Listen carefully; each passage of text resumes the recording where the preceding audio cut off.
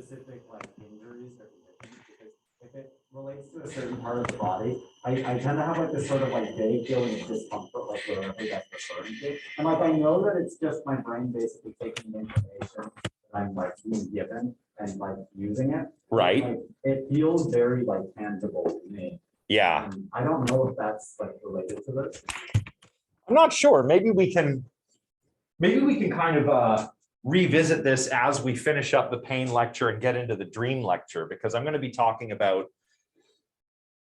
you know, kind of what studying dreams does for us. It kind of gives us a picture of what the brain is also doing when we're awake. Just sort of representing, you know, a tunnel through reality is that one saying that I think we all kind of liked when.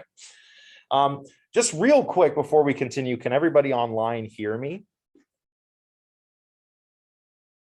Yes, with no problem. Okay, perfect. Sorry I'm late, by the way. We were just doing a little bit of recap, so. Okay, thank you. Phantom pain, okay, pain hurt. Oh, the spinal dog. This is very interesting. You know, wherever you think the pain is, whether you think it's in the mind or in the brain or in the nerves or in the arm or wherever, pain hurts. Pain is always subjective, right? That's what that little blurb we saw a few slides ago said. The International Association for the Study of Pain, right? Pain is always subjective. So pain hurts somebody, pain hurts me, right? So do I need a self to experience that pain? Will I, you know, if I didn't have a self, whether my self is an ego or a bundle, if I didn't have that and you pinched my arm, would I feel any pain? Maybe these spinal dogs can tell us. A spinal dog is a dog who's unfortunately maybe had its spinal cord severed, either due to injury or surgery, right? So if we apply a stimulus to the leg of one of these dogs, it doesn't outwardly express any signs of pain, right? It doesn't like cry out or go like ouch or anything. Well, of course it doesn't say ouch because it's a dog, but it doesn't show any like, you know, it doesn't express it. But its leg will kind of reflexively withdraw from the pain stimulus. The same thing can even happen in humans. If I had some kind of injury to my spinal cord that maybe made it so that I couldn't feel anything, you know, in my legs, you could poke me on the foot, say, and I would say, I can't feel anything, doctor. But I might kind of reflexively withdraw my foot from the pain stimulus, right?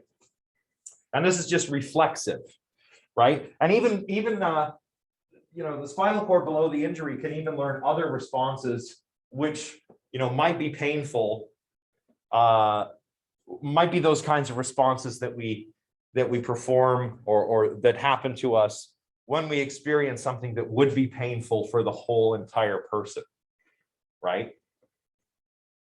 But which aren't felt in the case of somebody who's been paralyzed like this. Whoops. So what the spinal dogs and the, I guess, spinal humans should make us ask, or what we should ask here is it the spinal cord that's feeling the pain? And at first you might think this sounds a bit odd, right? This might be a bit weird. But if you reject the notion that spinal cords themselves can feel pain, we don't need a self, we just need the spinal cord or whatever equivalent collection of neurons, right? If you reject that notion, you should also reject the notion that animals with the equivalent of spinal cords and nothing more complicated than that can feel pain. So we're talking about, like, I don't know, octopus. Say an octopus. Do we think an octopus can experience pain? Yeah, most likely. I would say it's not unreasonable to suppose that they would, but they don't have a nervous system like ours or even a brain like ours. They have a, you know, a brain that's kind of distributed. I think it's agreed that they do. But octopuses don't feel pain because they never experienced the betrayal of having a friend that they trusted destroy the Minecraft server. ah, Oh no. hey man, actually a bit late getting started, so you haven't missed much. All right. We were just talking about whether lobsters and octopus can feel pain. And I myself, I'm not sure. Like, I guess there's probably something that it's like to be a lobster. But lobsters, on the other hand, are not as sophisticated as we are and don't have nearly as sophisticated of a nervous system as we do. So, but then again, maybe you don't need a sophisticated nervous system. You just need a nervous system, right? I was kind of curious because like you were mentioning the spinal dog and it will still withdraw its leg in pain. And I was wondering if like that process is similar to like when a Venus flytrap shuts its mouth, or like when certain fungi open up to release their spores. They do it in kind of like a natural way using like biomechanical processes, but it does it based off of a trigger that isn't really like conscious. Yeah, that's a good example. Like the Venus flytrap has these little hairs on it, right? Yeah. And if a fly comes and lands and touches one of these hairs, it starts a 20-second timer. And if another hair is touched within that 20 seconds, the plant closes. The reason it does it this way is because it takes a lot of energy to close. So you'd be wasting energy, you know, closing prematurely in case it was just the wind or something, rather than a fly, right? And these are very mechanical processes. That's what I would describe them as. But then again, like, you know, there are theorists who think that the human mind is nothing but a giant mechanism, right? A mechanism for thinking. Most materialist thinkers, I think, would countenance a view like that. Certainly, Thomas Hobbes, I think, is an example that kind of stands in opposition to somebody like Descartes. I think as you get into the more modern, like, you know, once you get into the 20th century, rather, you've got Alan Turing, Hilary Putnam, and, you know, the computer functionalism people. So, yeah, we can say it's just a dumb mechanical process, but my whole brain and nervous system is just one giant mechanism. So, you know, it sounds silly at first, but maybe we have to say, like, yeah, a spinal dog or a bit of a spinal cord or a lobster or an octopus could feel pain, right? And you know, same even when we have a reflexive withdrawal from like a hot stove, say you're cooking, right? I have this big cast iron frying pan that I like to cook with, right? But it gets really hot. Sometimes I forget to put the towel or the oven mitt or something, and I grab the handle and I'm like, ah, and I withdraw my hand before it starts hurting. It just starts hurting after I've already burned myself. So that's actually a reflex. So, and that gets us to learning and pain, right? Because this is one way we learn not to touch hot objects, right? So it's like how they say with little children, you tell them not to do something, but they'll do it.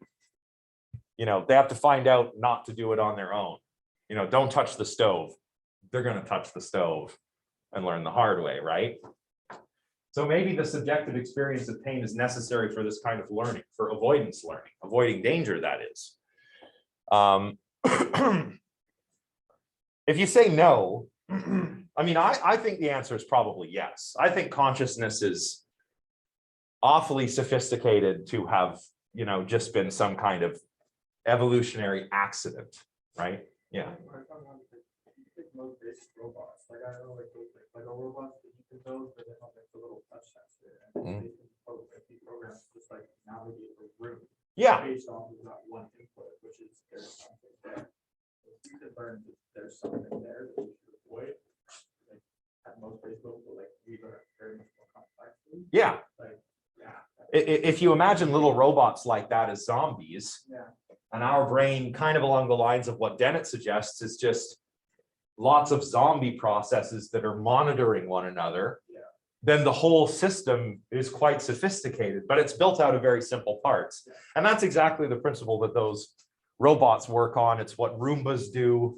You know, it's all very simple, just simple rules. On like the Venus flytrap example, I could probably recreate the mechanism that I control its behavior with like 2 for loops and then something else. Probably, yeah, because really, you would just be implementing, logical steps that in the plant are realized by like chemical messengers and, physical changes which cause a release of certain hormones, which cause, the thing to close, right? If I recall correctly, that sort of mechanism is called by like almost like a hydraulic system. Something like that. I think plants, I'm not too sure, but it, plants move more than we think. We go look at a plant and it's just sitting there, but then when you watch a time-lapse view of a plant, it's It's quite alive. Time lapses of fungi are really fun. Fungi are cool, plants are cool. If you see, the sunflower is a great example because it does heliotropism, which is following the sun. So sunflowers throughout the day, if the sun is moving across the sky like this, they'll sort of wake up and do this and Yeah, is go back that to another sleep. reaction that's kind of like the Venus? Like, It- do they have little tiny like sensors that detect when the sun moves and so they're Well, constantly following it? They don't really need anything specialized, I don't think, because, sunflowers and other plants, they need the sunlight, and they already have chlorophyll so that they can turn that sunlight into sugar. So it's like their little solar panels are Yeah. already I'm made to. guessing like, do they use the sense of like heat from the sun or do they sense the light from the sun? I think it's just sort of like an indirect sensing of the light. Yeah. It might But- also be, like, detection of like actual like sugar production. Yeah, like, Plants have been observed, they do respond to their own like metabolism. yeah, so Okay. if, maybe it's getting to the end of the night and that's also when your sugar levels are low, if you want to say it. And And that's when it will like close up its petals and everything, protect itself. well, it closes at night and, Yeah. and then maybe it's getting hungry and it just happens to wake up at breakfast time when the sun rises, right? Yeah, I was gonna say like, what if a messed up rhythm completely changes how sunflowers work? Or something like that. Yeah, well, it could happen. This is Well, they have why, sunflowers on the ISS, don't they? yeah, but maybe, I actually don't know, but I mean, this is all we bring plants and we Yeah, see how they yeah. do, right? It's not guaranteed they're gonna grow. You were saying something? Yeah, so like also, like forests of trees, like communicate with each other via their root systems. And they share nutrients if some are in like exist, but are not. Like, Yeah. And that's why like, something that I think is really interesting is, they found that like in forests where there's like a couple trees that have been cut down, the stumps still have green wood in them because they're being supported nutritionally by the trees around. Yeah, and I've seen often where you've even you can see it around the city sometimes. The city workers came and cut down this tree in front of my house a few years ago. It was this awesome silver lilac. It was a lovely tree that made my living room nice and cool. And they cut it down. I don't know why. It was a healthy tree. But the stump is there and there's a new tree, just little tiny branches growing out of the stump. So the stump was still alive, right? So Also in like plants that have like albinism. mm, Is really interesting because they are unable to do photosynthesis and they usually, originally it was thought that they were like parasitic, where they Yeah. latch onto other plants around them and like eat nutrients off of them. But there's a theory that it's more of a symbiotic relationship where they almost act as like a secondary immune system. To whatever Yeah. organisms they're- like the moon cactus, Yeah. which if you buy one, it will be made, whether it's parasitic in nature or not. They take these moon cactuses and they graft them onto some other kind of cactus because the moon cactus has no chlorophyll. This is why they're so nice. They come in so many cool colors, but they can't make food. So you have to stick them on another cactus. But anyway, so is this subjective experience of pain necessary for this kind of learning? If you say no, then, well, you might be an epiphenomenalist, right?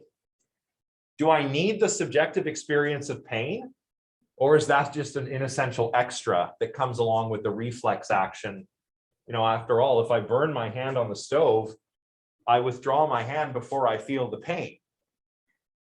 Do I need the pain to learn to avoid that experience? Maybe. I was gonna say, how would a robot like learn to associate pain? And like, could it eventually develop the same reflex to pain? Well, I mean, or pain is just a conscious interpretation of rest of the same. yeah, but that does something though. Right? I mean, the question really is like, you know, if you burn your hand and you feel the pain, no one's saying no one's not actually feeling any pain, but is that maybe that memory of, oh, I really burned my hand really badly last time, is that what's going to keep you from putting your hand on the stove? If it is, well, then mental states seem to have a causal power of some kind, and epiphenomenalism is wrong, right? And I remember, like, I remember when I stupidly burned myself when I was young. I wasn't even that young. I really should have known better, but I was, you know, those cigarette lighters that cars used to have, you pop them in and they come out. Yes, did the exact same thing. Yeah, I was messing around with one and I was like, I wonder how long it takes. Push it in and then immediately it pops out. And I'm like, it can't be hot. It was only in there for a second. And so you touch it. Yeah, and it was really hot and it burned my thumb. Ironically, the one time I burned myself as a kid was also it's always completely different. I just need the exhaust pipe with the car right. Oof. Yeah, those get really hot. Oh, I learned that hard way. Yeah, but now, you know, I'm really careful with lighters and matches and stuff. I'll never forget that, because, you know, then I had like a burned thumb for a week, which was a real And annoyance. it's the thumb too. It's the thumb that's the worst. When Yeah. you burn the thumb, because like if you burn any other finger, it's fine. But the thumb, oh. Well, they're all bad. I don't want to burn any of them because, you know, I need them, but it's just so annoying when you burnt your hand, right? So, but so you could say, yes, spinal cords do feel pain too, right? Then if it's the spinal cord that feels the pain, then an isolated spinal cord must also be able to feel pain. And maybe we just grant that this pain is less complex than pain that would be experienced by an entire organism, right? Well, like, go through does not like happen in the brain. Well, there is one condition called congenital analgesia, I think, which is like that. But I don't know the medical explanation of it. Yeah, I'm not sure that. It would be interesting to look at that and see like where is the difference experience? Is it occurring in the nervous system or in the brain? Because that might shed some light on that exact question. And I'm sure the answer is out there. I'm just not sure what it is, you know. But some thinkers deny that non-human animals feel pain or pleasure for that matter. This sounds absolutely bonkers to me.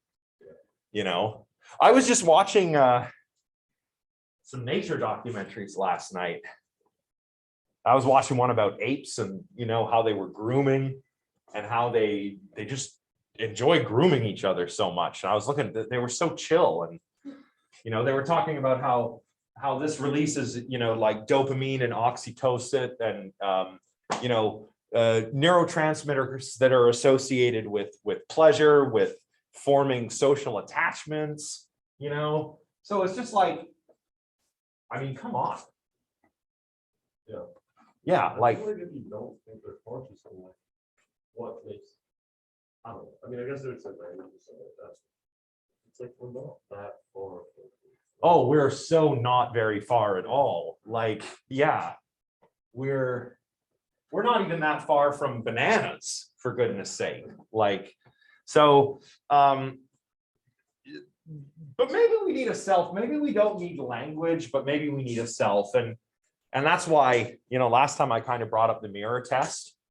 Animals that can recognize that it's their own reflection they're seeing, that's one way we can know they have some concept of a self.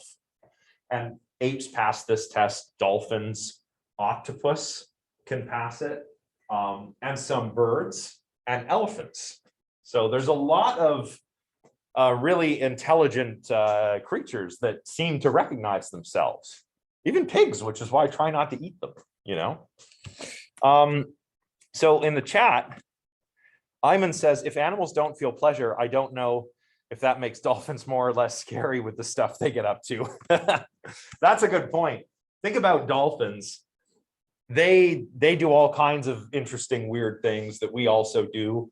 They play a lot. They play like catch with seaweed. They play bubble games. Dolphins will have sex just for fun. Like they'll hook up. They hunt just for fun. They hunt just for fun. Killer whales are really crazy. They're the largest kind of dolphin. Actually, the apex predator, like they've been seen to like. Oh, they'll kill sharks. Yeah, they'll kill a shark. Yeah, they do not care. They're like OG. They are not to be trifled Oh with. yeah, they'll kill the naughty. Yeah. Yeah. Or when they play with their food, especially, it depends on the population. There are actually two groups of kinds of killer whales. There's resident ones that tend to just kind of stay in the same spot, and they tend to eat fish. And then there's transient ones, and they move around, and they eat mammals and sharks and, you know, stuff like that. But they seem to have fun, you know, killing those seals. So feeling the hunt.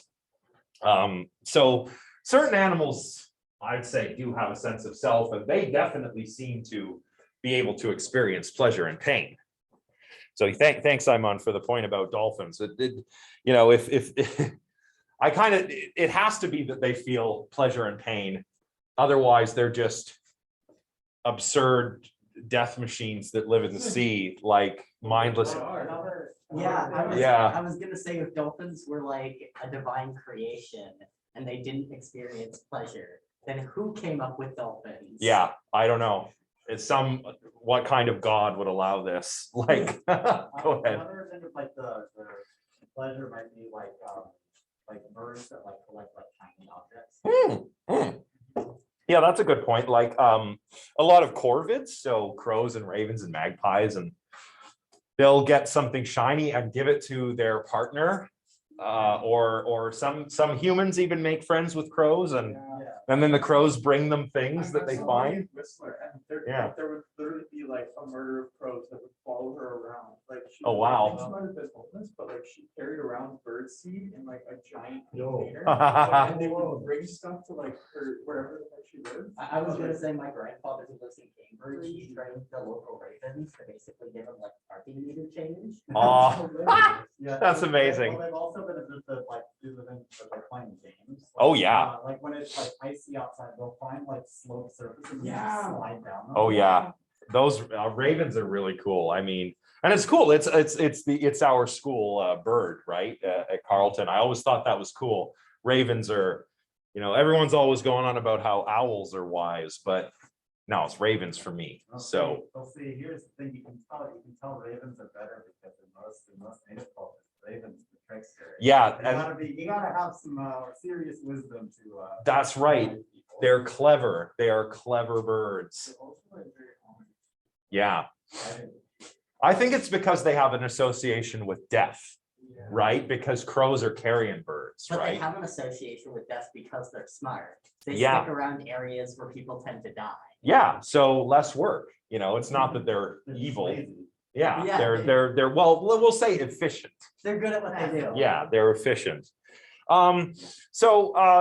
Maybe all those creatures have selves of some kind, more or less rudimentary than our concept of self. And maybe that's why we can say that they experience pain and pleasure.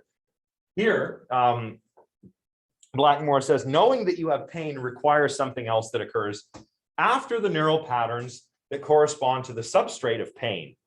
The nociceptive signals are displayed in the appropriate areas of the brainstem, thalamus, and cerebral cortex, and generate an image of pain, a feeling of pain. Oh, sorry, actually, this is not Blackmore, this is Damasio. He continues on to say that the neural pattern of you knowing, which is just another name for consciousness. So you don't experience pain unless you know you're in pain. Well, like it's all about this, right? Yeah. There, you know you're in pain. Who's the you? It's a self. It's like being in shock.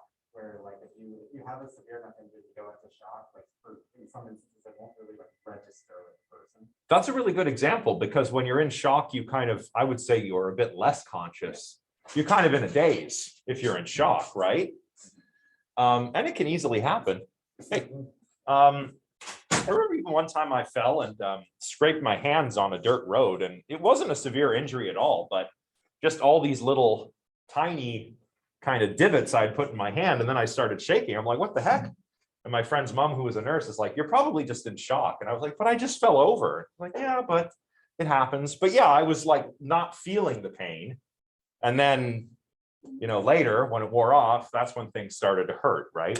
So is it like the ability to like self-monitor? Self-monitoring, yeah, I would say, not just your self-monitoring the whole thing, but there's a lot of processes monitoring other lower level processes. Like you're thinking about what's happening. Yeah, I mean, how can you not if you, I mean, Weird. how could you not, like, pain, you don't have the option of ignoring it. But at the Yes. same Right? time, you can be like, you can rationalize pain as well. Yeah, to an extent, to an extent. To like kind of carry on, like I'm a lifeguard, so like I'm training first aid and all of this kind of thing. Like last summer, I absolutely destroyed like the palms of my hands skateboarding. Oof, Did a Superman, very crazy. We had to like go to the hospital. ow. But I didn't go into shock Oh, huh, Yeah. weird. because like I saw that like it wasn't that bad. Like my friends were like, "Holy shit, that's like Maybe your you're, hands are messed up." yeah, But like I'm saying, like it's possible to rationalize because I saw that it wasn't a very like deep wound. It looked bad. yeah, Like I was saying, but like if you can see that it's not something that's like that constitutes that heightened pain response. yeah, yeah, You can kind of rationalize pain in a certain way. yeah, was also gonna say there's like the caretaker effect where if there are like two people and one gets really injured, if the other one goes into shock, then like the more grievously injured one actually won't go into shock. huh, And interesting. so like I remember one time I was biking with a friend and then like I just got dinged by a car and then Ooh. they started panicking and freaking out. And like I was the one who was on the side of the road. And, like You're like, calm down. yeah, I'm and the then- one who was hit by the car. Yeah, and the Yeah. thing is that like I knew I was fine and I knew that I'd be fine. It's just I also, for me to be fine, they need to be fine first. Yeah, So, yeah. That something similar happened once. My hand was a van or a car door was closed on my hand, yes. but it was not bad, but and it hurt, but it just happened so fast. But the people who were with me were like, what? You know, because I was just like trying to interrupt people talking, like, can someone open the door? You know, And they looked back and they were like, oh God. And I was like, it's fine, just open the door. Like, you know. That probably explains a very odd recollection after my third grade where I had a bike crash that resulted in me breaking the crap out of my hand, my knee, and chipping one of my front teeth clean in half. And I was with a bike. I was biking with a friend. And I remember sitting by the side of the road where I was like, I was third grade, so I was like crying and stuff. But I was like otherwise like lucid. Whereas I distinctly remember my friend was like freaking out. Oh yeah, it's crazy. And even there's things like sympathetic pain where, I don't know, if you see somebody else get injured and you're kind of like, ooh, Yeah, you don't feel it for yourself, but you kind of do, you know? I have issues with that. It's even worse when it comes to like, I consider secondhand embarrassment to be Yeah. aspect of that. And I cannot watch like stage performances of non-professional groups because Yeah. the entire time I am like It's cringe. stressing out. Yeah. Like, what if one of them misses their line or misses a cue or something? I'm terrified of that. Yeah. Oh, it's fun. Yeah. Cringe is like the emotional version of sympathetic pain. Okay, so Damasio makes this distinction between a couple kinds of actions here, self-willed and automatic. Obviously, automatic actions are like reflexive ones, like if you withdraw your hand from the stove before actually feeling the pain. So what's the difference between automatic actions and self-willed? Well, maybe the patterns, you know, the patterns of behavior, of motor activity, sensory input, whatever, are displayed for somebody, but displayed for whom? The self Well, Damasio tries to avoid Cartesian materialism by saying that they're just displayed to other brain processes. And it kind of works like Bars's global workspace theory, right? There is a spotlight of attention in a sense, but it's not like that spotlight is the self. And there's not like there's a special place where it all comes together. It's just that now the activity can be displayed, the relevant activity can be displayed to other parts of the system, right? So in theories like inactivism, for example, which is a theory that treats sensing the world and perceiving things as a sort of activity and something active rather than something passive, we avoid the worry of Cartesian materialism. We avoid the worry of this mental screen or mental display. What I mean is, like, if you're sitting here watching this lecture, you're thinking, the light is hitting the retinas and going through the optic nerves and into the brain, the auditory information, same thing. You're sitting there and it's kind of a passive thing, right? But on these kinds of theories, as Humphrey says, sensory awareness is an activity. We do not have pains, we get to be pained. And I know this sounds a little weird. This is counterintuitive. But like in the example of pain, if I'm the one experiencing the pain, I'm not passively receiving the sensation of pain. I'm actually the active agent in that. Yes. Yeah, like in activism. Exactly. Yes. Is this also like a partial explanation for like pain disorders or like possible phantom pain? Well, no, phantom pain. I think phantom pain actually is evidence against this, because phantom pain, remember we talked about what? Well, see, the thing about pain, the thing about phantom pain is it's active in the sense that I guess there's an internal thing causing it. But the problem is the reason, the way we explain phantom pain is with the unused areas of the somatosensory cortex perhaps being co-opted by other more active areas, like the face can co-opt an arm. And if I get hit on the face, I might feel pain in my phantom limb. But that means that there's representations happening. And that's something that inactivism eschews. They're like, we don't need representation. It's like, well, how are you going to explain phantom pain without representations? Oh, Right? okay, gotcha. You know what I In mean? order for there to be, like, in order, like, so in the theory of inactivism, in order for there to feel pain in an arm, there would have to be an arm there.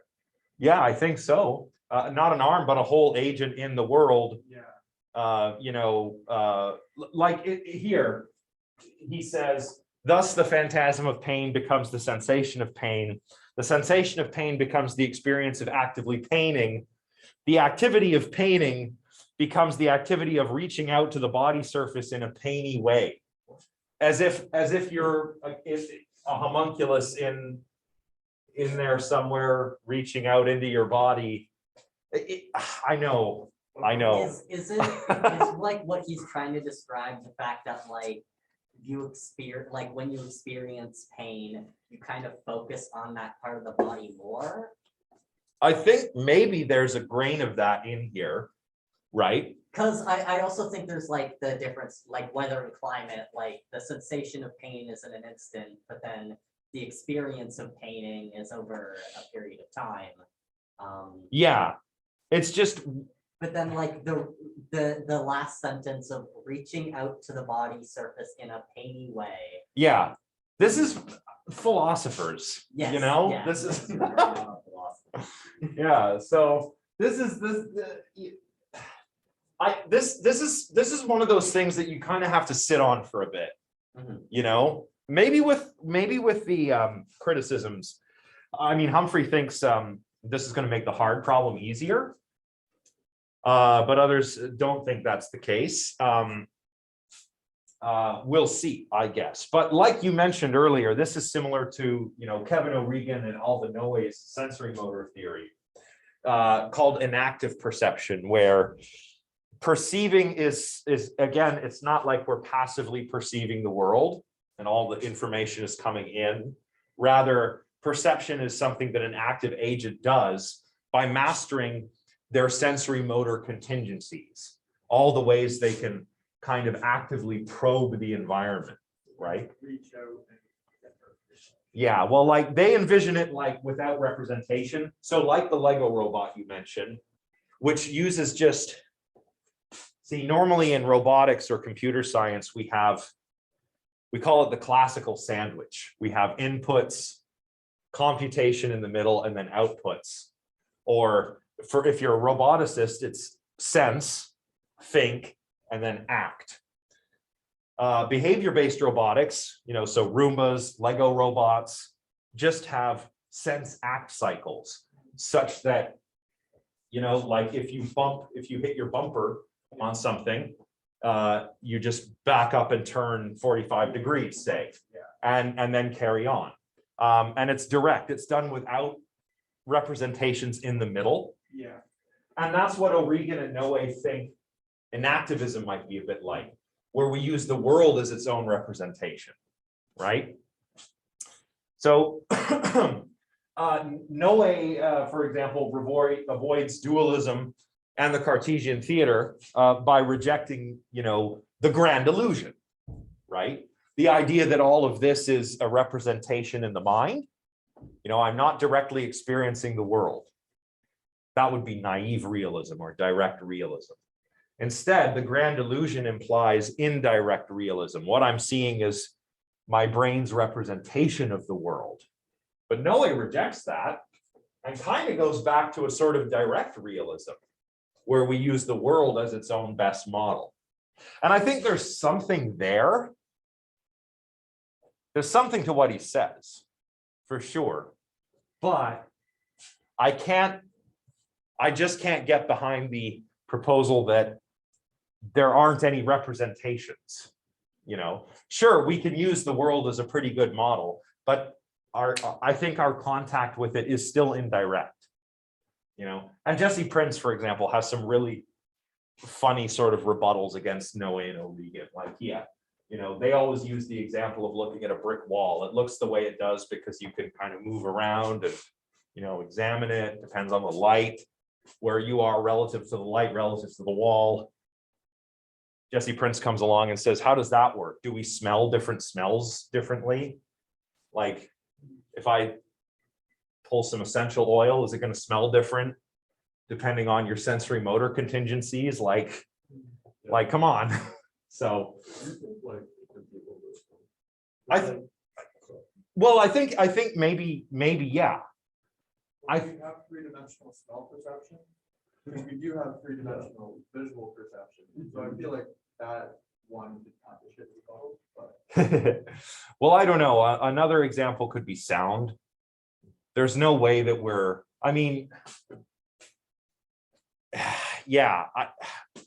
we can use the world as a great model, and we're situated and embedded and embodied, but you can't get rid of mental representations. Like, there's just so much we can't explain without them. well, yeah, it's almost like, what are you doing with all of this input? It's not like it's just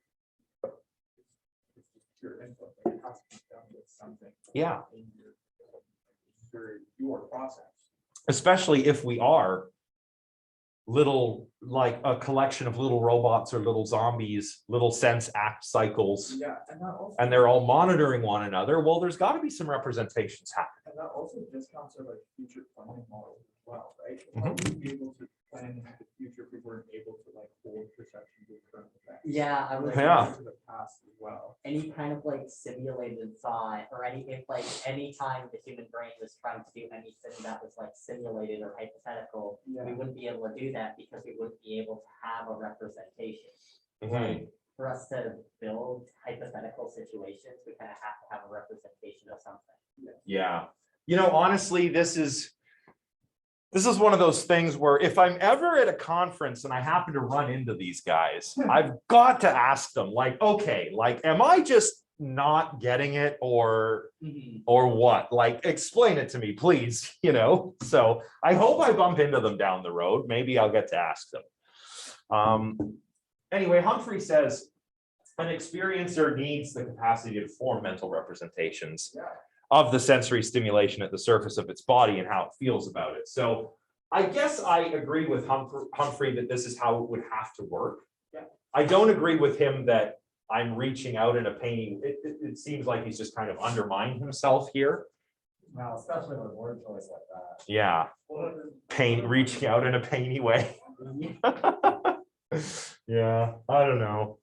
It's like, buddy, you just addressed the UN General Assembly with, yo, what's up, my home dog? Yeah, so, I don't know.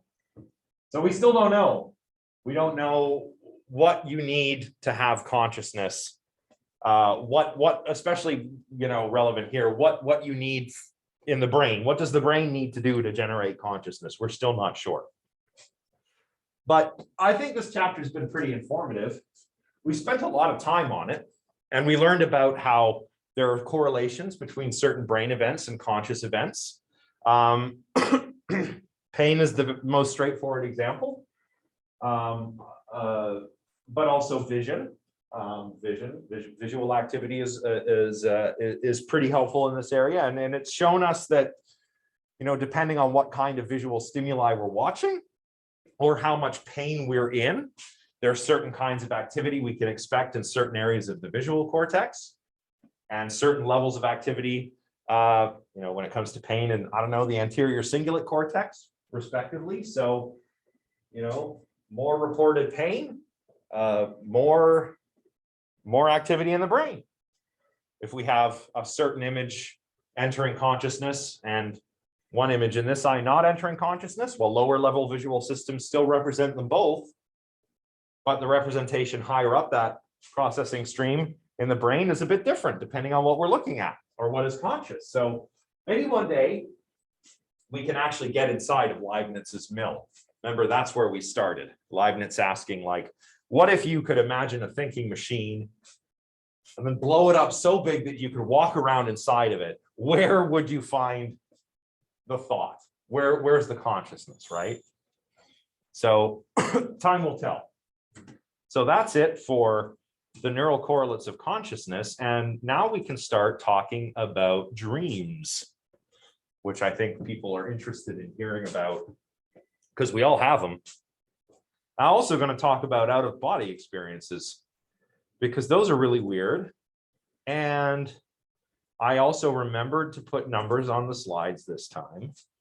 So for everybody following along at home, I can say, hey, I'm on slide whatever now. Silken says, yeah, dreams and OBEs, what we call out-of-body experiences, are pretty cool. And they are, and they can tell us a lot about conscious experience. I don't think we'll cover all of this today because I imagine this is going to get a lot of discussion going, but that's a good thing. But we'll see through that discussion the various ways that understanding the dreaming mind and the dreaming brain could help us to understand the waking brain and the waking mind, right? Dreams are also a really interesting example of mental phenomena that we've, thought were very mysterious for a long, long time. In fact, for most of human history, I think it's fair to say that we thought of dreams as divine or supernatural, right? And we'll look at some examples of that as we get into the material. But nowadays, we can actually study the dreaming brain with the tools of the cognitive sciences. So for example, we might learn more about the neural correlates of consciousness by doing this. We can understand how dreams are realized in the brain, and we could look at the difference between dreaming brains and waking brains. Maybe we'd identify some interesting neural correlates of consciousness. Or maybe by discussing the differences between waking states and dreaming states, we can also clarify exactly what we mean when we say conscious experience or unconscious experience. So keep all this in mind. So what are dreams? Anyway, these are just some real quick definitions you find with a Google search, right? A series of thoughts, images, and sensations occurring in a person's mind during sleep. Yeah, okay. Sounds about right.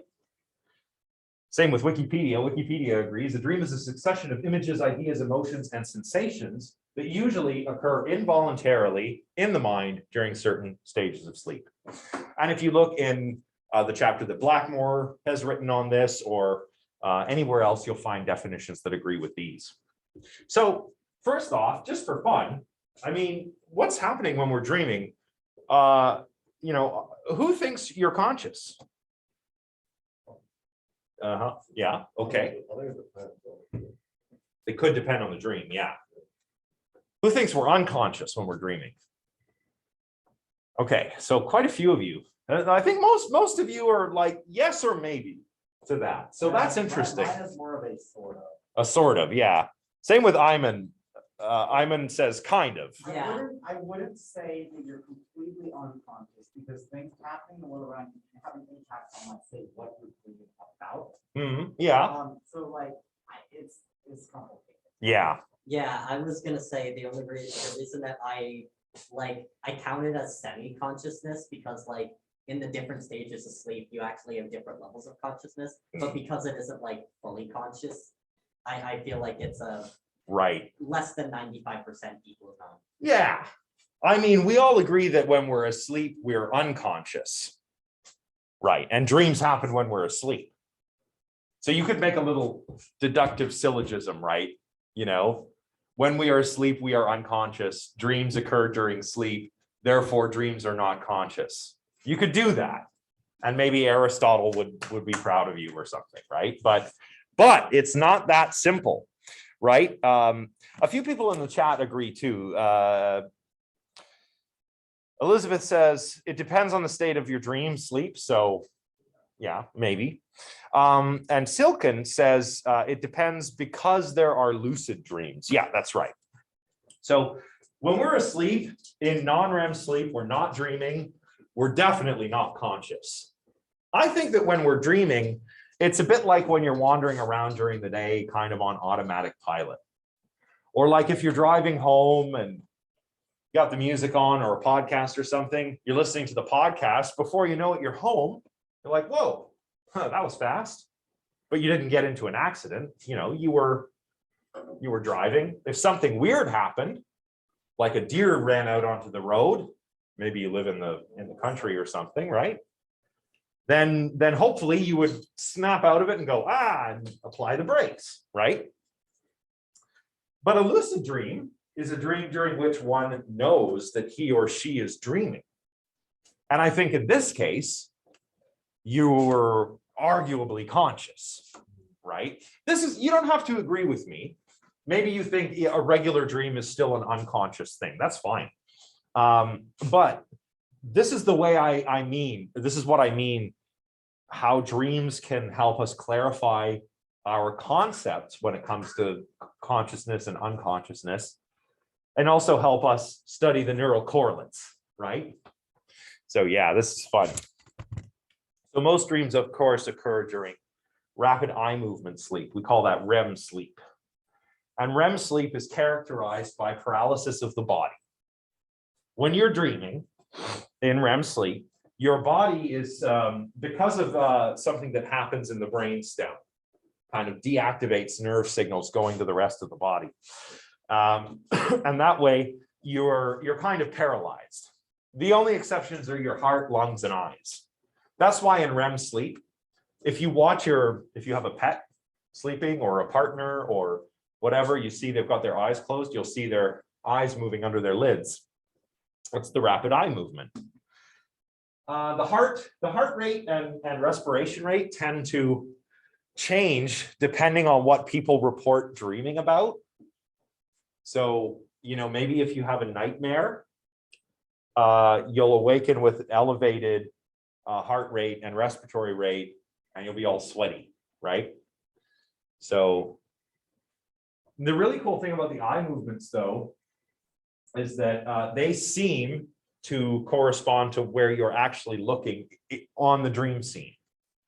And we'll talk about why that is in a moment. But we discovered this when somebody who was dreaming, we had them in the sleep lab, and they were just back and forth like this. Watching tennis. Yeah, watching tennis. Exactly. Is that what you were going to say? The tennis example? I was gonna ask about that, but I was also gonna ask, like, I know humans, we do this thing where some people do eye direction with associative memory.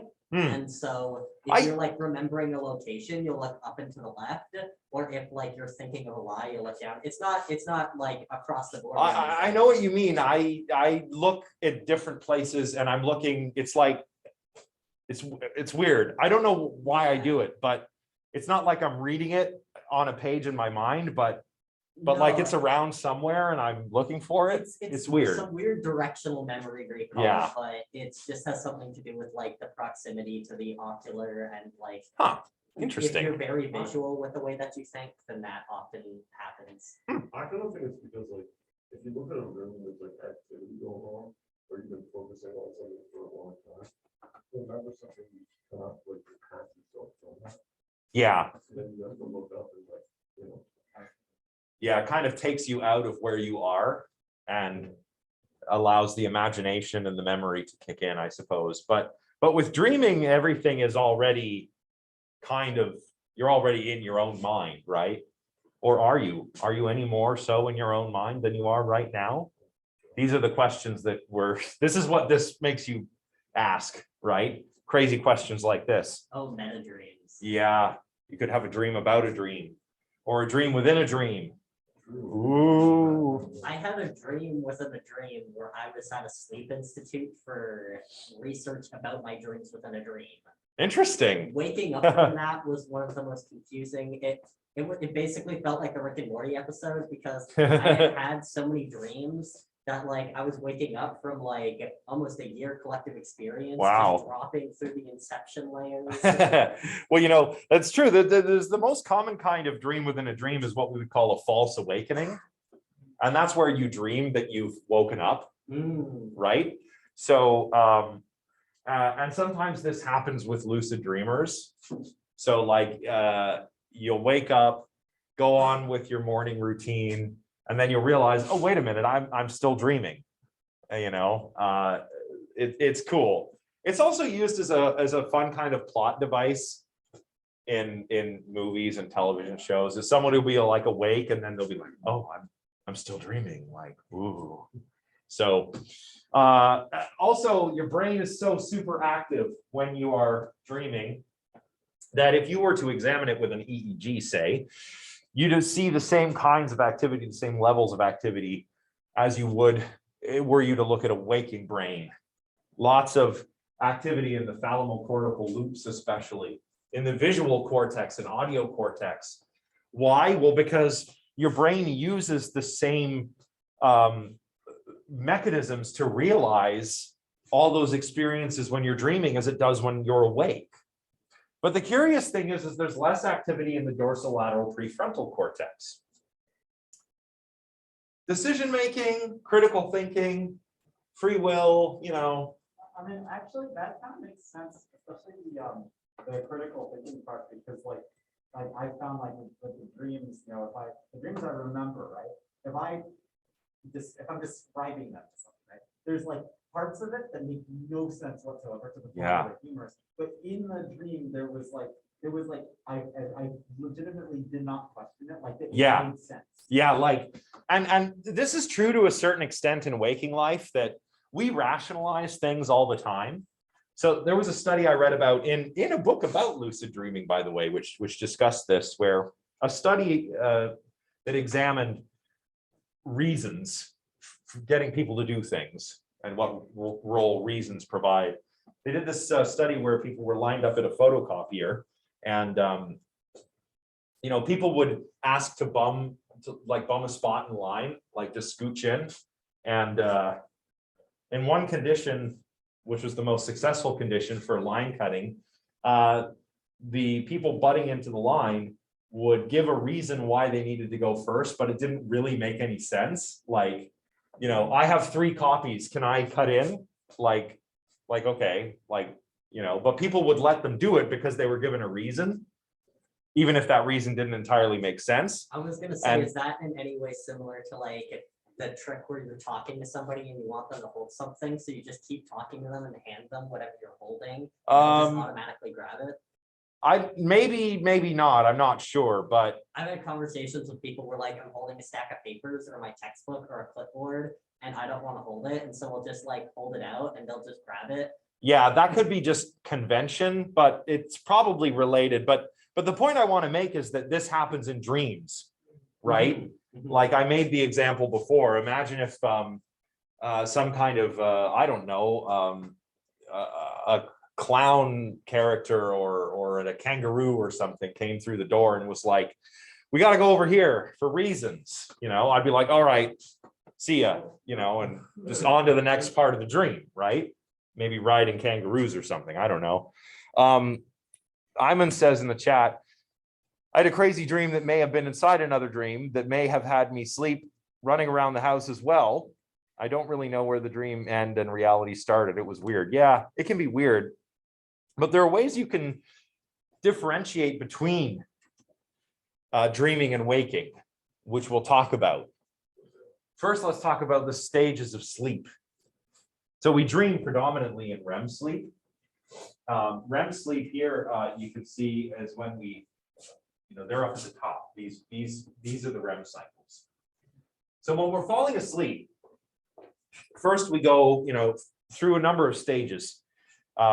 Maybe we'll have a very brief dream when we're first falling asleep. Very brief.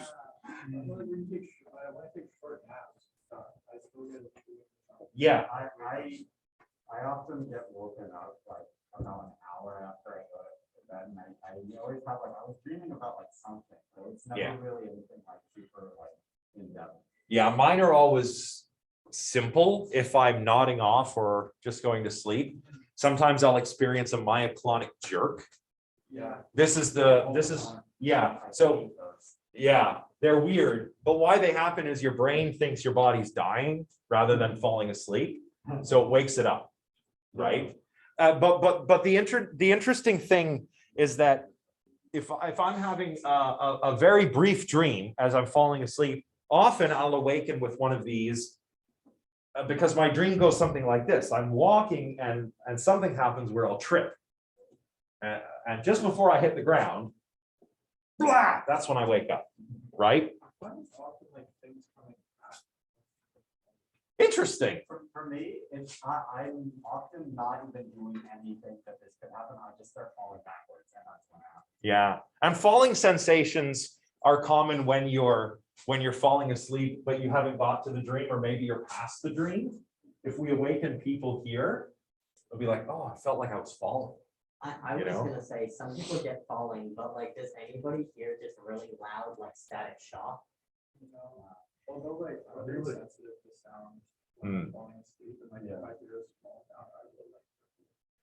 Yeah. I was gonna say, like, when I jerk awake from that stuff, when I was younger, I cussed outlet. I wasn't a bright kid, but like, you heard the electricity, and for some reason, whenever that happens, I just hear the electricity, and for some reason, my brain rationalizes it as like, I'm hearing the neuron activity firing in my brain. And I don't think that that's correct, but yeah, I snap awake at any noise when I'm falling asleep.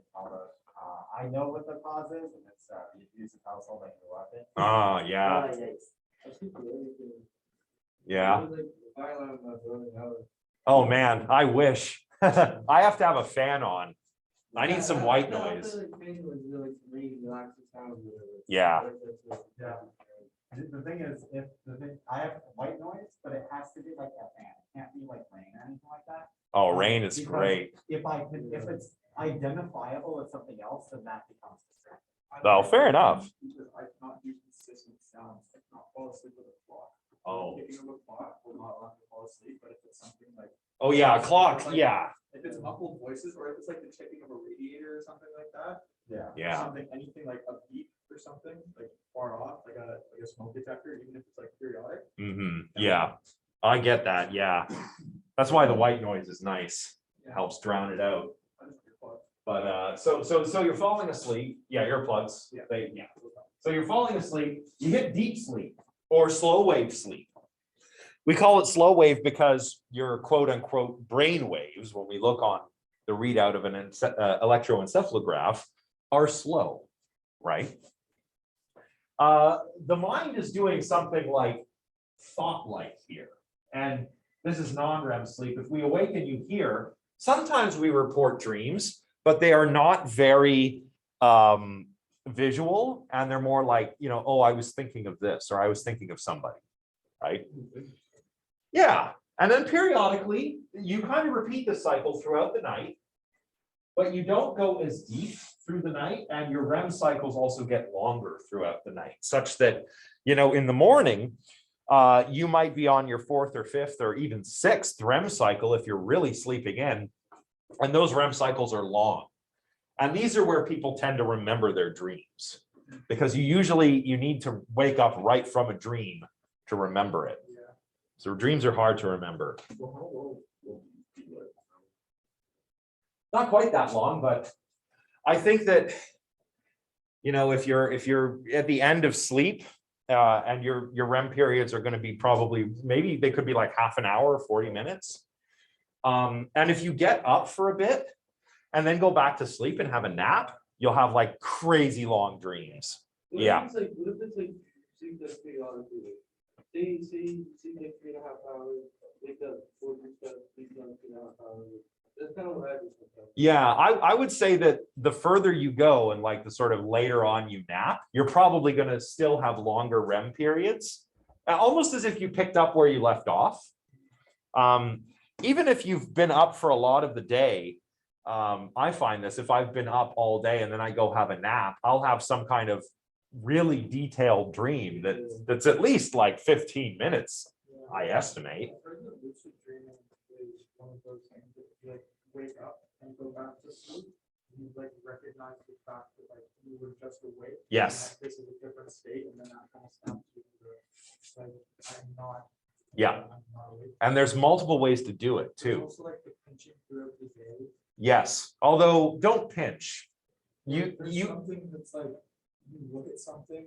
I'll tell you, there's lots of ways, but you can pinch, but that's, I mean, some people are like, oh, you can't feel pain in dreams, or you can't smell in dreams. Well, no, that tends to vary between what people report. I'll tell you a few good ones. As soon as I read this, well, Silken points out that there are people who claim they never dream, which I don't think is possible. You're right, that is not possible. If you didn't dream, you would lose your mind. We know this when we keep people awake for like, this is why it's torture. It's a form of torture. Sleep deprivation is torture. People lose their minds when they don't sleep, and a big part of sleep is dreaming. So dreaming and sleep are very important, right?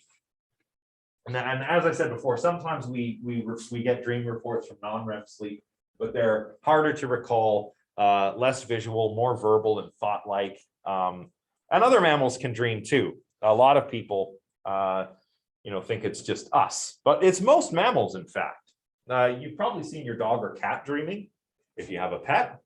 If you have a pet bird, you may have seen your bird dreaming. Interesting, dolphins don't dream.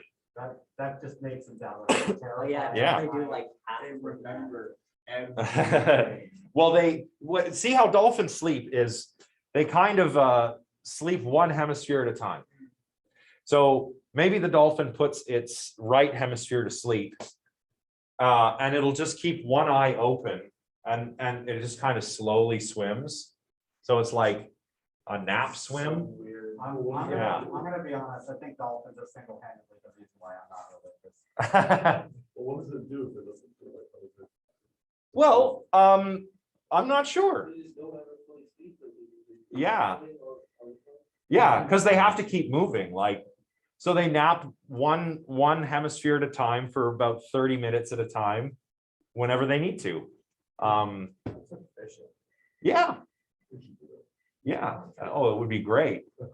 I was gonna say, maybe that's why they kind of have like issues, because they don't sleep. Maybe. Tired, sleep, relaxed species. Yeah. Yeah. Dolphins are just always tired all the time. And as Silken said in the chat, some people think they don't dream, but you definitely dream. You dream multiple times a night, right? And you dream more the longer you sleep. Your REM periods get longer. It's just that most people don't remember their dreams, because dreams are difficult. Unless you wake up in the middle of one, they can be very difficult to remember. And in fact, this is actually something that you can improve, right? People can improve their ability to remember their dreams. It just takes practice, writing it down. Yeah, like you write it down, or you try to get into the habit of not getting up right away. Just wake up and kind of hang out in bed for a few minutes and try to remember. Oh, so that's the reason why I remember the traumatic dreams the best. Yeah, because you probably woke up like, right? Like, And sit there and. yeah, and think about it. So Iman just said, I think there was this person who recorded their dreams so they could lucid dream. Oh, yeah. In fact, if you want to learn how to have lucid dreams, because this is actually a learnable skill, the first thing you want to do is start writing them down or recording, and just whatever you can remember. And then what you do there is you try to identify the sort of giveaways. What's dream-like about your dreams in particular? And then if you see anything in waking life that reminds you of any of that, then you have to do your reality test, right? That's when you have to try and tell whether you're dreaming or not. And there's lots of ways to do this. Here's one, lighting. Oh, actually, maybe this isn't a good one because I'm not sure how the lights are supposed to work, but they seem to be working. If I push up, they get brighter. If I push down, they get lower. Electronics don't work very well in dreams. You go to light switch, it probably won't work. I didn't know that. Yeah. Another thing, try reading something and then looking away and reading it again. Emergency exit only. Let's check. Let's check right now. Okay, we're good. We're all in the real world right now. Why? Why would this be difficult to do in a dream? I would have to remember that, wouldn't I? Well, it's not just that, but yes, it would change. Why doesn't this change now? If I look at it and look away and look back, why not? Yeah, it's there. There's an external physical thing, but that's not the case when you're dreaming. So reading text or reading clocks is very difficult in dreams. Something I've noticed about my dreams on the light thing is that all the spaces in it don't have light sources at all. It's just like it's like you're designing a space in like a video game, and you just set like the light level for camera, and that's where it's at. There's no like windows and stuff, but they have no bearing whatsoever. Yeah, it's crazy. A couple other ones you can do, again, because what you have in front of you is just a mental representation. Is some people look at their hands. Sometimes they'll have extra fingers, or sometimes they're able, you can push against your hand with your finger. In real life, of course, they don't go through one another, but in a dream, you can make your finger go through your hand. Oh yeah, and dream being able to like just pass your arms through each other. In my dreams, I usually to like some degree just don't really exist. Yeah. Just kind of like a point of perception. Oh, Yes. Yeah, you don't have Yeah. a body or anything. Yes, yeah, that's called an ego point, they call that. Yeah. And here's one more fun one. You try and breathe through your nose while pinching your nose. So like in real life, because my nose is blocked. But if I'm dreaming, my physical nose in real life is not really obstructed. So I could pinch my nose and still breathe. And that would be like a dead giveaway. So there are ways you can actually train yourself to do this. Susan Blackmore herself does this. You can probably tell the way she's like, are you conscious right now? Throughout the textbook, how conscious are you? How conscious are you? That's exactly what people who practice lucid dreaming do throughout the day. If they see something that's dreamlike, they'll be like, well, hang on, how do I know I'm awake right now? That way you get into a habit. And hopefully when you're dreaming and something dreamlike happens, your dorsolateral prefrontal cortex is active enough that you go, hang on a minute, can I read that text? No, oh, what? And then you realize you're dreaming, right? So very fun stuff. So yeah, we're getting close to the end of class today. We still have lots more to talk about with regard to dreams. I think we'll pick it up on Wednesday, and we'll probably be able to finish these slides then. But yeah, we're going to talk about some really interesting some theories about why we dream. We're going to consider an interesting theory from Dennett on why dreams are not experiences. Yeah, Dennett's back. This is probably the one time in the course where you'll hear me disagree with something Dennett says. But it's okay. I have some evidence. I'm gonna show you what I think. And then we'll talk more about lucid dreaming and out-of-body experiences and weird stuff like that. So it's going to be fun. So thanks, everybody. That's it. Have a good weekend. And thanks, everyone who joined us online. I'll have the lecture uploaded later on. So cheers. Have a good weekend. Ah, yes. So, I've been, when I take notes in this class, I decided back